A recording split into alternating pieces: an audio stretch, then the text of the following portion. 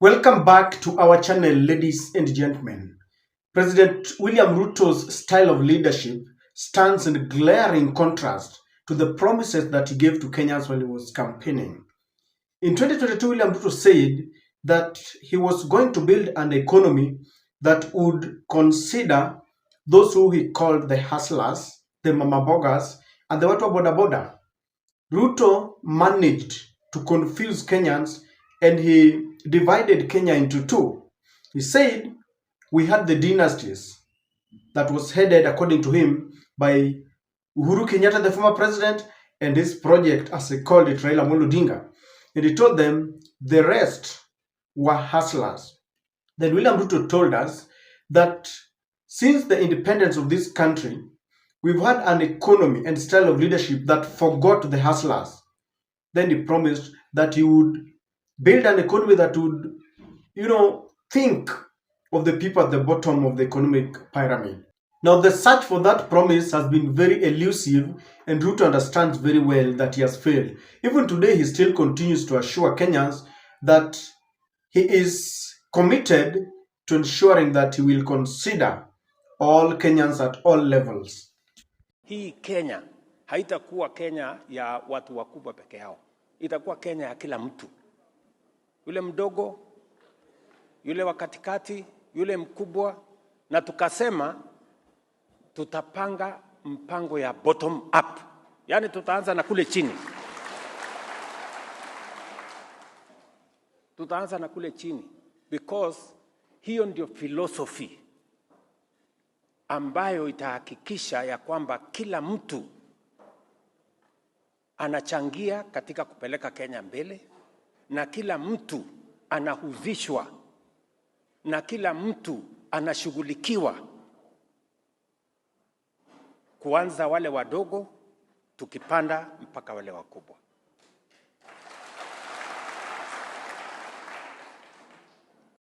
"2027 is closing, and William Ruto knows very well that people are asking questions. Have you considered the hustlers, the mamabogas, the church, all those people that you promised?" And today, William Ruto is going back to the factory settings. Today, William Ruto met the bodaboda sector. And with lofty promises and lies, this is what he told the bodabodas. Kubaliana na hawa. Mimi pia nitaenda bunge niondoe ile ushuru ambayo bado iko.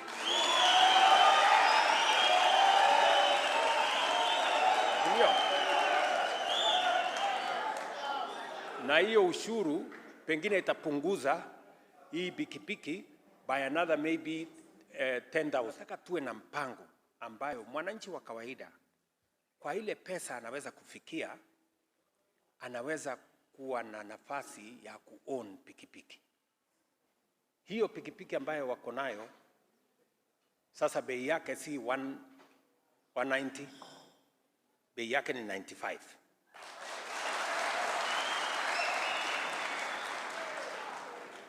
Ile 190 imekuja ngapi? 95. Simeteremka chini by half.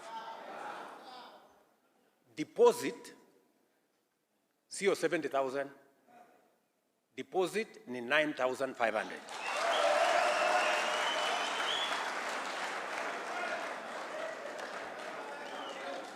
Mnanielewa? Malipo ya kila siku sio 500, ni 180.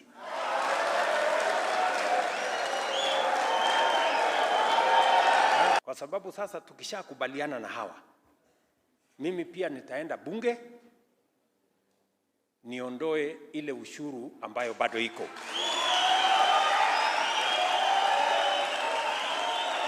Ndio. Na hiyo ushuru pengine itapunguza hii pikipiki by another maybe 10,000 ikuje chini. Tumekubaliana? I have a big problem when William Ruto wants to lie in broad daylight, in full glare of the camera, that he will go to parliament to amend certain bills so that it can reduce the prices of the motorcycles. Let me ask you, and I could be wrong, is it the responsibility of William Ruto to go to parliament? In my very own understanding, we have got a two-tier government, the national government and the county government. We are represented by members of parliament, both at the National Assembly and at the Senate. Then we have our members of the county assembly that will represent us, pale chini. So when Ruto stands before hundreds of thousands of the border representatives and he tells them, I will go to parliament and amend those laws. Is it true, ladies and gentlemen? Help me just understand. What is the role of the president?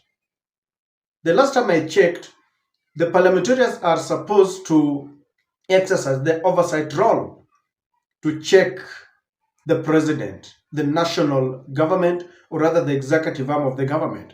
Of course, we know they have failed. They are now dancing to the tune and the rhymes of the president. So my worry is the president is lying to the boda people, and they were clapping. That's why I have a problem. Whenever the president is lying to us, we don't pause for a moment and think. We just clap. I don't know whether they were clapping because that meeting or that sitting attracted some benefits. While William Ruto is promising them, there is something else that must be called out.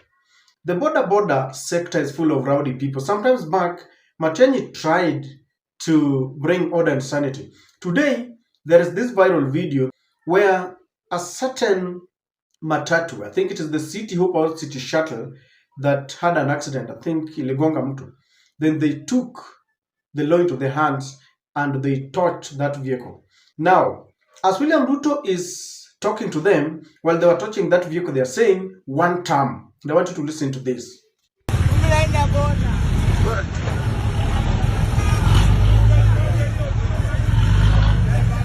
Anasema one time bro, hakuna something gapi, one time siku zote. So those are the watu boda. I don't know how touching that bus was related to the Ruto one time. It just tells you that that is what is ringing in their mind, because they knew that there are some of their representatives that were meeting Ruto, yet they are still saying this is one term. And I think one thing that should be talked about is the order in our roads. I don't know who was wrong, but touching a bus or a vehicle just because there is an accident, I don't think that is the best way to go. For those who have engaged watu wa boda, some of them, not all of them, are very reckless. Watapita mbele ya gari and all that. But let us go back to my point. William Ruto promised that he would form a government that will consider the hustlers. We have seen the cabinet. Have we seen any mtu wa boda, any mama mboga, any hustler? That cabinet is full of mabwenyenye. In fact, when they were given a chance, even after dissolving the cabinet, they revived those who have done their 2 terms as governors, and they included them in the cabinet. So it is a lie that William Ruto is peddling. He started it in 2022. He continues with it. And why do you think William Ruto is meeting this boda? These are early campaigns full of promises. William Ruto knew he met the church. He got to, especially in Mount Kenya, and endeared himself to the people through the church, because the church controls masses. Religion is very emotive, and sometimes it's a taboo to question what is happening. And that is why when they said, for the first time in the history of Kenya, the church has a candidate. Do you remember such statements? And William Ruto lost touch with the church. Now, he has begun controversial, arguments. He's building a church in State House to endear himself to the church. He's been meeting the clergy, dishing out money, and he knows very well that he wants to revive a very emotive argument that if you question or opposes the building of a church, or rather facelifting it in State House, then you will be labeled an antichrist. And that is how some people will still fall into this trap and say, Ruto ni mcha Mungu, this is a man of God. The other day, I heard William Ruto say that after he retires from being the president of the country, then he will be an evangelist. We pray for him. Everyone can be an evangelist. So, ladies and gentlemen, he has started reviving the old system to invite the church. He's now meeting the BODABODA to continue promising them. And let's wait. I don't know how William Ruto will go to parliament. And I know if you corner Ruto with this statement, you know what William Ruto will tell you? William Ruto will say, sometimes he goes, is it after 1 year or what, that he gives a statement, he addresses both the houses, the National Assembly and the Senate. During such address, he lays down his achievement, but is not given an opportunity to debate in parliament. And if you corner William Ruto with this, question, how he will go to parliament, William Ruto can tell you that Karen is in which constituency? I don't know the member. I don't know, is it Kibra or Langat or what? He will tell you that I can send my member of parliament. Or he will tell you Eldoret to North, constituency or wherever he's coming from. He will tell you, I can send my member of parliament. And that's why I was saying I'll be in parliament. But truly speaking, this is pure lie. If we are not careful, ladies and gentlemen, we are going back to 2022 and we will fall into this trap. People will still vote leaders for hoodwinking and lying to them. I thought we have learned. Whenever I see people clapping, I get worried. Are they clapping because they just want to please the president? Or are they serious? Because if they're seriously clapping, that clapping would mean that you are in line with what someone is saying. You agree with it, you concur. If we are still going to behave this way, we can forget this one-term thing. Singing one term is one thing. Implementing it really requires courage and wisdom. Because if we continue singing one term, yet we give politicians a chance to lie to us, ladies and gentlemen, Kenya will not progress. The forces of status quo will still carry the day. If we really love our country, let us oppose leaders who lie to us. Let us question and scrutinize. Maybe I don't understand, but can someone tell me how William Ruto will go to parliament to ensure that he reduces the whatever he's talking about? This is blatant lie in broad daylight, in full glare of the camera. A leopard cannot separate itself from the spots. Hii iko kwa damu bwana. It is inherent. Hii uongo iko kwa damu. And it works in Africa. It works in Kenya. When times for campaign will come, these lies together with a little token. So there's a lot of money that is being stolen. The other day, you heard the story of the e-citizen. That money is being stolen, and I believe, I could be wrong, I believe it is the one that is being dished out in the empowerment programs. I believe it is kept specifically to bribe you and I. We really need to wake up and ensure that hata tukichukua hiyo pesa tuchukue, lakini tujue mali tunapiga kura. Because these lies, coupled with a little token, will, make some people vote in bad leaders and start regretting and start singing one term after 2027.